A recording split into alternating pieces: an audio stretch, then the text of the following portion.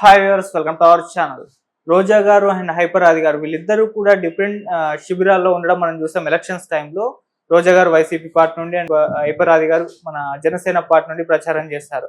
అయితే కాకపోతే వీళ్ళిద్దరికి జబర్దస్త్ లో పరిచయం అండ్ జడ్జిగా అండ్ కంటెస్టెంట్ గా ఉన్నారు. ఇప్పుడు ఎలక్షన్స్ అయిన తర్వాత ఫస్ట్ టైం హైపర్ ఆది గారు రోజా గారి పైన స్పందించారంట, సంచలన వ్యాఖ్యలు చేశారని చెప్పేసి వార్తలు రావడం చూస్తున్నాం.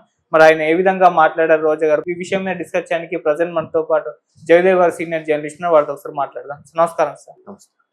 సార్, ఎలక్షన్స్ ప్రచారంలో రోజా గారి పైన హైపర్ ఆది గారు కామెంట్స్ చేస్తారు, విమర్శలు చేస్తారు. అది ప్రచారంలో భాగంగా చేసేసారు, అయిపోయింది సార్. ఇప్పుడు ఎలక్షన్స్ అయిపోయిన తర్వాత ఫస్ట్ టైం ఆయన రోజా గారి పట్ల రియాక్ట్ అయ్యారని చెప్పేసి కొన్ని సోషల్ మీడియాలో ప్రచారం జరుగుతుంది సార్. మరి ఆయన ఎటువంటి వ్యాఖ్యలు చేశారు, మీరేం చెప్తారు సార్ దానికి? రోజా గారు అన్న నాగబాబు గారన్న జబర్దస్త్ నుంచి ఎవరు బయటకు వచ్చేసినా అందులో కంటిన్యూ అయినా వాళ్ళకి ఖచ్చితంగా గౌరవం ఉంటుంది. ఒకటి అది గురుభావం అవ్వచ్చు, లేదా సీనియర్ నటులుగా జడ్జి చేసే వ్యక్తులుగా, ఎంతకైనా మరి సీనియర్ యాక్టర్స్ ఇద్దరు కూడా, నాగబాబు గారు కానీ రోజా గారు కానీ, వీళ్ళు నాకు తెలిసి వీళ్ళు చెడ్డీ కూడా వేసుకొని ఉంటారు. అంటే తప్పుగా అనుకోవద్దు, అంటే వీళ్ళకి చైల్డ్హుడ్ లో ఉన్నప్పుడే వాళ్ళు పెద్ద పెద్ద స్టార్లు కదా. సో అలాంటి వాళ్ళు జడ్జిగా ఉండి వాళ్ళు బాగా ఎంకరేజ్ చేసి, లేదు ఇలా ఉంది, ఇలా చేయండి, ఇలా పెడుతుంది, వాళ్ళలో ఉండే లోటుపాట్లు, మీరు ఎక్కడ పంచులు బాగా వేస్తున్నారు, మీరు దాని మీద దృష్టి పెట్టండి అని చాలా సందర్భాలు చెప్పడం. ఎప్పుడైనా సరే ప్రతి సందర్భంలో ప్రతి ఎక్స్పీరియన్స్లో కూడా మనకు ఒక గురువు సమానులు ఉంటారు. కాకపోతే మనం గురువుగా యాక్సెప్ట్ చేస్తామా లేదా అనేది మన బట్టి ఉంటుంది. మీకైనా నాకైనా ఒక కొత్త విషయం మనం ఒకటి నుంచి నేర్చుకున్నామంటే అది ఖచ్చితంగా మన గురువుతో సమానం. వాడు వయసులో చిన్న పెద్ద అని కూడా చూడద్దు. అట్లాగా సో ఖచ్చితంగా వాళ్ళకి గౌరవభావం ఉంటుంది. మేబీ దాని గురించి ఆయన కామెంట్ చేస్తారు. దాన్ని మనం ఇవాళ రేపు సోషల్ మీడియాలో కానీ, న్యూస్లో కానీ, పేపర్లో కానీ సంచలన కామెంట్, సంచలన వ్యాఖ్యలు అని అంటున్నారు. కానీ సంచలనం ఏం కాదు. సినిమానే, ప్రొఫెషనే, వ్యక్తిగతమే. ఇప్పుడు ఆదికి ఏంటంటే ఆయన అదే చెప్పాడు, నాకు పవన్ కళ్యాణ్ గారు అంటే ప్రాణం, ఆవిడకి జగన్మోహన్ రెడ్డి గారు అంటే ప్రాణం. ఎందుకు? పార్టీలో వచ్చిన తర్వాత గెలుచుకున్న తర్వాత మంత్రి ఇచ్చారు ఆయన, లేదా ఒక నాయకుడిగా, లేదా ఒక అన్నగా ఒక అభిమానం, ప్రత్యేకమైన అభిమానం. అయితే ఏంటంటే ఆవిడ కొద్దిగా ఎక్స్ట్రీమ్ లెవెల్కి వెళ్ళి అన్నని మెప్పు పొందడానికో, లేదంటే పార్టీలో ఒక పట్టు సాధించడానికో కొంచెం ఎక్స్ట్రాగా ఎక్స్ట్రీమ్ లెవెల్కి వెళ్ళి కొన్ని వ్యాఖ్యలు చేశారు ఆవిడ. సో అలాంటి విషయాల్లో ఈయన పవన్ కళ్యాణ్ గారు పిలవకపోయినా ఆయన ఇష్టం కాబట్టి ఆయన పెట్టే సభలకి స్వచ్ఛందంగా వాలంటీర్గా వెళ్తూ, పేర్లు పెట్టకుండా మనుషుల్ని, సందర్భాల్ని ఉద్దేశించి మాట్లాడుతూ కామెంట్స్ చేశాడు ఈయన కదా. సో అలాంటి సందర్భాల్లో ఆవిడకు కూడా అడిగారు, ఇట్లా జబర్దస్త్లో చేసిన వాళ్ళు ఒక విధంగా మీ దగ్గర మీ నీడలో పెరిగిన వ్యక్తులు లాంటి వాళ్ళు అన్నట్టుగా మీడియా వాళ్ళు కూడా అడుగుతూ ఉంటారు కదా, ఏంటి అని. అడగడం కూడా ఎట్లా అయిపోయిందంటే, సరే అది ఇంకా వేరే సబ్జెక్ట్. మళ్ళీ అలా అడగడేసరికి వాళ్ళంతా చిన్న ప్రాణులు అన్నట్టుగా ఆవిడ ఒక స్టేట్మెంట్ కూడా ఇచ్చింది. బట్ అది పెద్ద కామెంటే. బట్ దాన్ని కూడా వాళ్ళు యాక్సెప్ట్ చేశారు. డెఫినెట్గా మేము ఆవిడ ముందు మేము ఇది చిన్న ప్రాణులమే, కానీ మాకు పవన్ కళ్యాణ్ గారు అంటే ఇష్టం. ఆయన మాకు వచ్చి పిలిచి క్యాన్వాసింగ్ చేయమని చెప్పలే, నా తరపున వచ్చి పోట్లాడండి, నా తరపున వచ్చి మాట్లాడండి అని ఎప్పుడు ఎవరిని పిలవలేదు.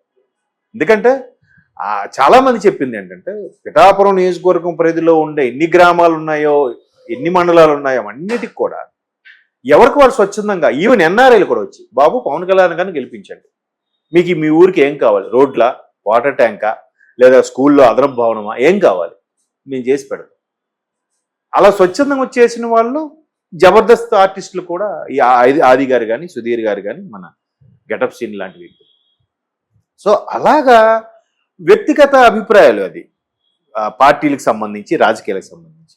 సో అది ఆయన అలా మాట్లాడడం కూడా గొప్ప విషయమే. ఇప్పుడు పవన్ కళ్యాణ్ కూడా ఆయన నువ్వేంది ఇట్లా మాట్లాడుతున్నావు, ఇంకా తప్పు మాట్లాడితే ఖండించేవాడేమో, కానీ ఎక్కువ మాట్లాడితే ఖండిస్తాడు, లేదంటే కాముగా ఊరుకుంటాడు. ఆయన అలా మాట్లాడే ఇలా మాట్లాడి ఏముండదు. ఇప్పుడు అదే పవన్ కళ్యాణ్ గారు కూడా ఏంటది వకీల్ సాబ్ సినిమాకి ప్రకాష్ రాజ్ గారిని డైరెక్టర్ పాత్ర అక్కడ అది డిమాండ్ చేస్తుంది సార్. దిల్ రాజు గారి సినిమా అనుకుంటా కదా, డిమాండ్ చేస్తుంది. మన ప్రకాష్ రాజ్ గారిని చూస్తుంటే మీ కటౌట్ కి ఆయన కటౌట్ కరెక్ట్ గా మ్యాచ్ అవుద్ది సార్. కోర్టులో ఎక్కువ సీన్స్ ఉంటాయి, వాగ్వాదం సంబంధించినవి. చెప్పాలా వద్దా, వేరే వాడిని పెడదామా అని ఆలోచిస్తున్నారంట.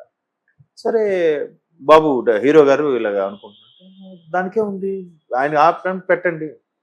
వీళ్ళేమనుకుంటున్నారు, ప్రకాష్ రాజ్ లాంటి వ్యక్తి పవన్ కళ్యాణ్ మీద కానీ ఎన్డీఏ గవర్నమెంట్ మీద కానీ ప్రధాని నరేంద్ర మోడీ మీద కూడా విమర్శించిన సందర్భాలు ఉన్నాయి ప్రకాష్ రాజ్ గారు. ఎందుకంటే బెంగళూరులో ఒక సీనియర్ జర్నలిస్ట్ను ఆ ఇంటికి వెళ్ళి మరీ చంపి ఓచుకోత కోస్తే అప్పుడు కూడా ఏం స్పందించలేదు అనే ఉద్దేశంలో ఆయన బాగా ఫైర్ అయ్యాడు.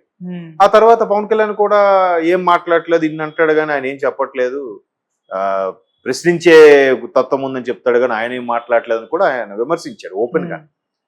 సో ఒక విధంగా కోల్డ్ వార్ నడిచింది ప్రకాష్ రాజ్ కిన్ను పవన్ ఫ్యాన్స్ కి.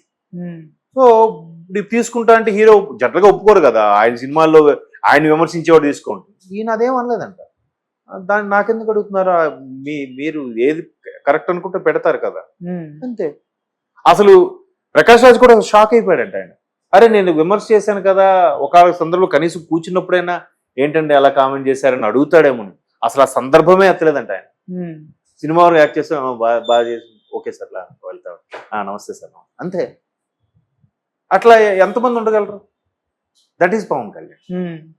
ఇప్పుడు ఆయన ఫ్యాన్స్ గా ఫీల్ అయ్యే వీళ్ళు కూడా అట్లాంటి కొన్ని మంచి క్వాలిటీస్ కూడా వీళ్ళు తీసుకుంటే ఇది కదా అసలు ఆయన ఫ్యాన్ అంటే. ఇప్పుడు ఈయన కూడా ఏమంటున్నాడు, వ్యక్తిగతంగా ఎటువంటి అభిప్రాయ భేదాలు లేవు, రోజా గారు అంటే ఎప్పుడు గౌరవభావమే, రోజా గారు నాగబాబు గారు మమ్మల్ని ఎలా ఉండేవాళ్ళు ఇలా లేపారు, చాలా విషయాల్లో సజెస్ట్ చేశారు, చాలా విషయాల్లో సపోర్టింగ్ గా ఉన్నారు. నేను చిన్న చిన్న పాత్రలు చేస్తున్నప్పుడు స్క్రిప్ట్ రైటర్ రాసుకుంటున్న వాడిని వీళ్ళు ఎంకరేజ్ చేయబట్టి నేను టీమ్ లీడర్ కూడా అయ్యాను అని ఆయన చాలా సందర్భాల్లో చెప్పాడు. సో ఆ గౌరవభావం ఉంటుంది అని ఇప్పుడు కూడా ఇది కూడా ఎందుకు చెప్పాల్సి వచ్చింది, మీడియా మిత్రులు అడిగిన దానికి సమాధానంగా చెప్పాడు ఆయన ఏదో కార్యక్రమంలో వస్తే. కొన్ని సందర్భాల్లో ఇదే మీడియా చాలా ఏదో అంటారు, కొన్నిసార్లు ఎవరో ఒక పాటలో కూడా రాశారు, మీడియా నారద పాత్ర పోషిస్తోంది, ఇది ఎంతవరకు కరెక్ట్ అన్నట్టు కూడా ఎవరో ఒక ఆర్టికల్ కూడా రాశారు. అంటే కొన్ని సందర్భాలు అందరినీ తప్పు అది అలా అనుకోవద్దు. ఎందుకంటే ఈ మీడియా ఇక్కడ నారద పాత్ర అనడానికి తప్పుగా అనుకోవద్దు. ఎందుకు దానికి ఎగ్జాంపుల్ కూడా చెప్పి ముగిస్తా.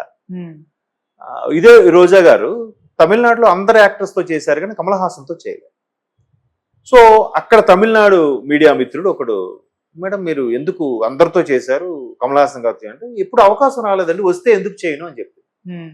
అంటే అది ఇంకా అలా దుమారులేకి ఏమన్నారు, మీరు కమల్ హాసన్తో చేశారు ఎందుకు చేయలేదు కావాలని అంటే, అలా ఏం లేదండి, అలా అయితే పెద్ద హీరోలతో చేస్తే మీరు డామినేట్ అయిపోతారు చేయరా అని అడిగాడంట. అదేం లేదు, అలాగైతే చిరంజీవి గారితో చేశాను, రజనీకాంత్ గారితో చేశాను, పెద్ద పెద్ద స్టార్లతో చేశాను కదా, అలా ఎందుకు అనుకుంటారు మీరు అని. దాన్ని వాడు ఎలా వక్రించి రాశాడంట, ఈయనకన్నా పెద్ద హీరోలు చిరంజీవి రజనీకాంత్ గారితోనే చేశాను, కమల్ హాసన్తో చేయకపోతే ఇండస్ట్రీలో ఉండలేమా అన్నట్టుగా ఆయన ఎవడో రాశాడు. చూసారు ఈ తంబనైల్ ఎఫెక్ట్ ఎలా ఉంటుందో. అంటే అప్పట్లోనే హెడ్డింగ్ ఒక రకమైన తంబనైల్ ఎఫెక్ట్. ఇంకా అది కమల్ హాసన్ గారికి రోజా గారికి కోల్డ్ వార్ అని నడిచింది. ఫ్యాన్స్ అయితే కొట్టేద్దాం అనుకుంటే రెడీ అయ్యారంట రోజా గారిని చెన్నైలో. అంటే ఇక్కడ నారద పాత్ర అనేది కొంతమంది వల్ల మొత్తం దానికి ఆపాదించబడిపోతుంది, ప్రాబ్లం అవుతుంది. అక్కడ ఆవిడ అన్నదేంటి, ఇక్కడ వీళ్ళది అన్నదేంటి, అది ఫ్యాన్స్ తర్జుమా చేసి లేదంటే కొంచెం సాగదీసి రాయడం వల్ల ప్రాబ్లం అయిపోతుంది. సో ఇక్కడ కూడా ఇప్పుడు ఆయన కూడా ఏమన్నాడు, ఆవిడ ఏ సందర్భంలో వాళ్ళు జూజూబి చిన్న ప్రాణులేగో అంది ఆవిడ. అఫ్ కోర్స్ ఎన్నికల వేడిలో భాగంగా అంది, వీళ్ళు కూడా ఏదో విమర్శించారు, ఎట్కారం కౌంటర్లు వేశారు, అక్కడికి అది అయిపోయింది. ప్రొఫెషన్ వేరు, అభిప్రాయాలు వేరు, అంతే కదా. సో అట్లాంటి సందర్భాల్లో కొన్నిసార్లు ఇట్లా మిస్లీడ్ అవుతుంటాయి, తప్పుగా అర్థం చేసుకోవడం కూడా జరుగుతుంటుంది. అందులో భాగంగా ఇది ఒకటి అయ్యి ఉండొచ్చు. Okay, thank you so much.